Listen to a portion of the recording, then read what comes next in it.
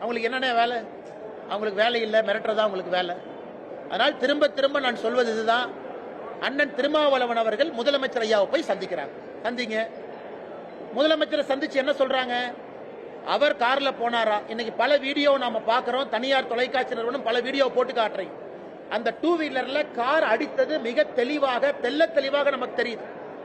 அந்த video capture ஆனது பாத்தீங்கன்னா மிக தெல்ல தெளிவா அந்த கார் டூ வீலர்ல அடிக்கிறாங்க.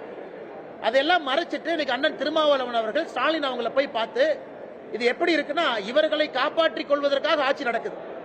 ஒரு சாதாரண ரோட்ல போற மனிதரை போய் நீங்க தட்டுறீங்க, கேட்டா முறைச்சு பார்த்தாரு, நாலு தட்டு தட்டுனுங்கிறீங்க. அதுக்கப்புறம் மருத்துவமனையில போய் நெஞ்சு வலின்னு படுத்திருந்தா அதையும் கேவலப்படுத்துறீங்க. அதை கேள்வி கேட்டா என்னைய மிரட்டுறீங்க. அதை தாண்டி முதலமைச்சரை போய் பார்த்து கம்ப்ளைண்ட் கொடுப்பீங்க. அதுவும் திருமாவளவன் பத்திரிகையாளர் சந்திப்புல என் பேரை இழுத்து நான் தான் இதற்கு பின்னாடி இருந்தங்கிறார். அந்த டூ வீலர் காரலையும் தெரியாது, யாருன்னே தெரியாது. நான் சாமானிய மனிதனாக குரல் கொடுக்கின்றேன். என்னை போல நீங்களும் குரல் கொடுக்குறீங்க. அதனால் திருமாவளவன் அவர்கள் இதெல்லாம் விட்டுட்டு நாகரிகமான அரசியலுக்கு வரணும். இது போன்ற வன்முறை, வெறுப்பு அரசியல், மிரட்டுவது, ரோட்ல போறவங்களை இடிப்பது, கேள்வி கேட்டா அடிக்க போவது, இது எந்த விதமான அரசியல்? இவங்க தமிழ்நாட்டில் என்ன மாற்றத்தை கொடுக்க போறாங்க? இவர்களால் என்ன மாற்றம் நடக்கும்? வன்முறை அரசியல்னால யாருக்கு என்ன லாபம்?